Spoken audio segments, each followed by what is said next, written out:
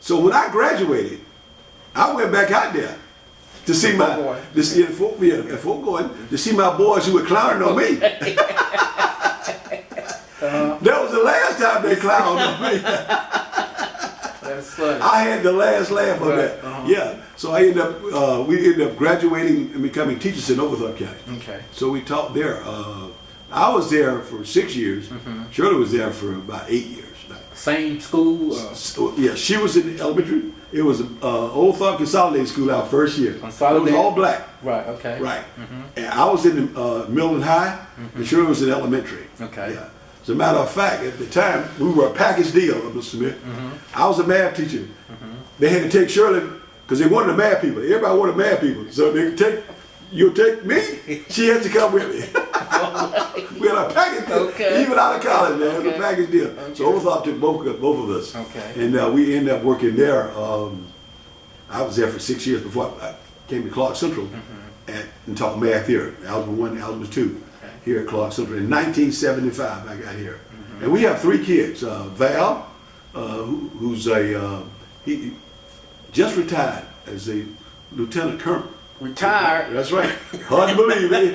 From the Army. And now he has his own Sam store. Really? Yeah, he has his own Sam store. Where is he? In New Jersey. New Jersey? Yeah, he has his own Sam store. Man, that's amazing. Yeah, and Valtra is a lactationist. And when I first heard that job, I said, what the world is a lactationist? Well, she teaches ladies how to breastfeed. Okay. And they get paid for that. Okay. That was unusual for me. And where is she? She's in Marietta. Marietta, okay. And Val Lemire, he's in Lithonia. He's a police officer. Okay. So yeah, so that's right. And then we have 11 grandchildren. All right. So there's a lot of them there. Okay. That be fruitful and multiply. They really took that. They bought into that. Okay. Yeah. Okay. So yeah. So that's been fun to watch. My grandkids. And one of them said one thing about my grandkids there now. Valtra's middle son played in the state championship, and they won a state championship this year. Okay. Yeah. In South Carolina.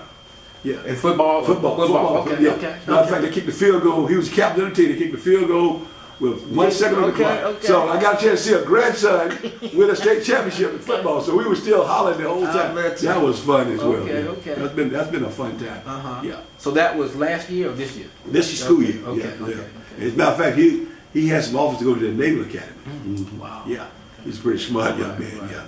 He's pretty bright. Yeah. And so you came to Clark Central. Right. Yeah. I mean, just give my career. I guess what you we going. Yeah. I was at Clark Central for teaching math to 1983. When I got my administrative degree from the University of Georgia, got a master from UGA, and then decided that hey, maybe I could touch more lives. I felt I had something to do. I could touch more lives. So I got in administration. Got a job at Cedar Shows as an assistant principal. Was over there for 2 years. They taught me. They said they need you back at Clarksville. They have some issues over there. They need somebody who understands the community. Come back over to Clarksville. Things are going well at Cedar Shows now. So they taught me back and coming back to Clark Central, where I became the associate principal over there. Under Russ Tutterman. I was there with Russ for 2 years. And then Russ went downtown, and Jim Willis became the principal. So I was with Jim Willis for a few years before I got my own school. So that's another thing I was working toward. I thought I had been an assistant principal long enough. It was time for me to get my own school. And I basically said to the powers that be, I need my own school. So they ended up getting, as it turned out, this building. Right, yeah. Bernie Harris, wasn't that fitting? Because when I said to people today, it's amazing. I had offers to go other places, but it turned them down. And as it turned out, I think it was fate of nature that I got to be here in this facility and to close it out. As a matter of fact, 1965 when I graduated here, 1995, 30 years later, I closed this building down as a school. And 30 years later, I got to be the principal of the school to close it down. And I think my whole mission validates and preserve the legacy of this facility. They sent somebody back here who nurtured the building and made sure that it could be something that we all could be proud of in the future. Let's talk about that, because You took the name with you to the new school. That's exactly right. I'm going to share that with you. Right, As a okay. matter of fact, I had a conversation with Dr. Valentine, who was the principal, superintendent of schools. And he said to me, he said, Mr. Daniel, we're going to name the new school the West Side School. I said, what? I said, we can't do that. He said, what do you mean? I said, that has to be Bernie Harris Lyons. Because I was really worried that they were not going to use this facility and they would take our name and our legacy and just try to discard it. Right. So I said, no, that has to go with it. He said, well, I don't think we're going to do that. I said, well, what are you naming the other new school? Oh, it's going to be cool. I said, well, then, if you're naming that after some of the prominent folks, we're going to take our name with us. And that cut through the seam. He said, okay, Mr. D, I think we need to do it. Yeah, I think we need to do that, don't we? Yeah, we need to do it. Yeah, he said, well, what are we going to do here? I said, well, why don't we name this after Mr. Edwards? Community people thought that was a good idea. So as it turned out, Mr. Smith, we got 2 for 1. Right. We got Bernie Harris Lyons, middle school to stay Bernie Harris Lyons, and we got the H.T. Edwards building here. Right here. So it was just a wonderful thing that being a part of that, to save this building, save this. And then we worried about it, and as you know, in times, what was going to happen to it? Exactly. Yeah, we worried about the building, and we had a lot of spiel-offs that was promised to renovate this building. But the community, I want to say this to everybody, both black people, white people, everybody, low income, middle income, rich, all voted to save this facility. But they only gave us a small amount of money. Okay. The first time we only got $1 million, which was not enough to do anything. The second time we only got $2 million. Then we got $3 million, with nothing to do anything. So the community said enough is enough. And they finally put in enough money to actually do something with this facility. Okay. And as it turned out, the Career Academy decided, well, maybe this is a good place to be.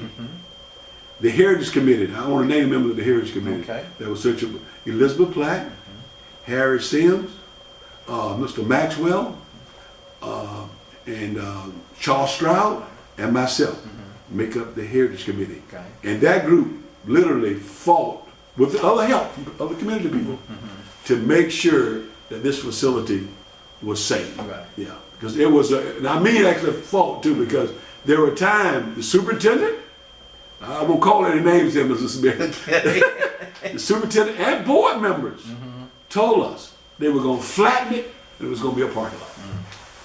I mean, we were in those committee meetings when they said that. So what about that group, your group, that committee, that made you guys feel so strongly about history and preserving? I think a lot of times, a lot of our facilities, if you look all around the country, have been destroyed. And we felt that the foundation of education started for black people here in Athens. As a matter of fact, the first public school was founded down there on Reach Street. Yeah, for black people. Right. So that education history is a part of us.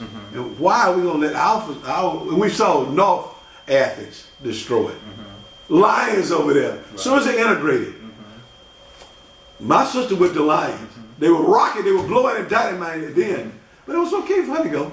It was okay. Right. But as soon as they integrated, they closed it up. North Athens, Poetry was over there. Our black kids were over there. As soon as they integrated, they closed it up. So we had decided as a community, not only the Heritage people, everybody together decided Bernie Harris has to be saved, has to be preserved. And that's why we fought so hard. Our community need to have something that our children can say when I'm gone and you're gone, and that this was a place where education was an important part, and it's still here today. So you have here now, you have the Career Academy, you have the Early Learning Center, you got the Boys and Girls Club, whatever it takes, all in this building. And now the legacy can be extended way out in the future. So yeah, I think, I remember your son Joseph asked me, when y'all were doing the Black History program, why do we need to have Black History? And that's why I think this fits right in. And I said, when Frederick Douglass, you have a movie, Lincoln. You have a movie, Lincoln. And Frederick Douglass is not even mentioned in the movie. Right. Who else but black people gonna be able to tell their history? Right. If we don't tell it, it won't be told. It won't happen. So that's why we felt it was such an integral part of the community that we saved this wonderful facility. Yes, sir. Did you, when you grew up, did people talk to you about Harris and Miss Bernie and Mr. Lyons? Yes. As a matter of fact, my sister would always talk about them, and these teachers here at Bernie Harris would talk about them, and of course, Mr. Edwards would talk about their legacy, because we fought again. The pictures that we have now, and hopefully those pictures are still hanging up at Bernie Harris Lions, that they had discarded. Really? Yeah. And we had to retrieve them. And even Mr. Stroud picture, we retrieved. Yes, yeah. There's that history about Miss Bernie being an assistant principal, and then became principal after Professor Harris got seriously ill. I have all of this in my memoirs here that I read on a regular basis. The history of anti-industrial, Bernie Harris, the public school system here in Athens, Clarke County. Yes, sir. Yeah. And tell me about you started at school, public school at West Broad, and ended up being a principal, teacher, principal. And so you've seen a lot of parents. Yes, sir. A lot of youth. Yes, sir. And so tell me about the differences between the parents of yesterday and the parents of the day, or the similarities. Yeah, and I think sometimes we make more out of that than what it actually is. From being in the classroom to being an assistant principal to being a principal. All parents, and I think all this need to understand this, all parents want their kids to be successful. All parents want their kids to learn. All parents want their kids to be able to go out and get a decent job. Now, so what's the difference? The difference is having the wherewithal to get it done. So you have to have, a lot of cases, you need somebody to help you understand navigating the system. That's what I always tell the kids. You have to learn how to navigate the system, because our parents have to learn how to navigate the system. I've had children who were mistreated. The teacher had mistreated them. There's no doubt in my mind the kid was mistreated. But the kid would cuss them out. So I could never get to the place I need to really get to, is correcting the teacher for mistreating the child. Because now I got a bigger issue because the kids. So parents, teachers, we have to learn how to work within the system to get things done. You learn that cussing them out, throwing rocks at them, it won't get anything accomplished. So I say this, Mr. Smith, in terms of our parents in education, every child wants to better himself. All the parents want what's best for their children. A lot of times they need to figure out and seek help and understand how to navigate within the structure that we're in. And we miss a lot of opportunities because we have not learned how to navigate the system. That's why I think so many of our boys are incarcerated today, because they, for whatever reason, missing daddy. I think that's a big reason, missing daddy. He's not there. And they have not learned how to navigate the system. So that's something we could do as men. We need to teach our young men how to learn how to navigate the system. Yes, you mistreated, but go get somebody, an adult, that can help you work through it. Because once you cross the line, all that's lost. I mean, you know, you can be driving your car and the officer stop you, and he may stop you for no reason. Right.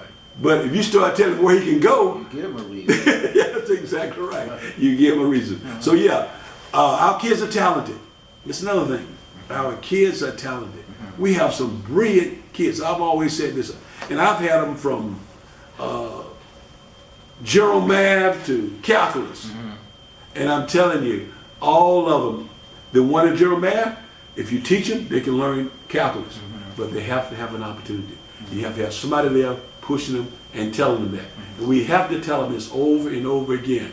Look, you may have to study longer, you may have to study harder, you may need to spend more time, but you can do it.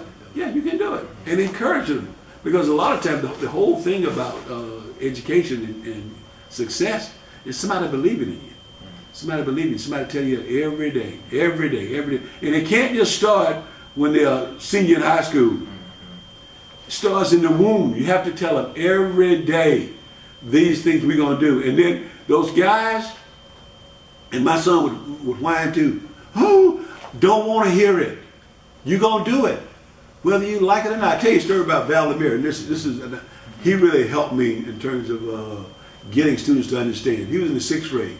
He was in the band. He was raising sand in band every day. I'm getting a call from the band director. Your son, he won't act right. He don't know how to act. He has caused no problem. We got to put him out of band. I finally got tired of talking to Valdemir about it. I said, look, Valdemir, we put you out of band, son. I said, I can't do this every day. I can't get a call from the band teacher. I'm going to put you in chorus. He said, what?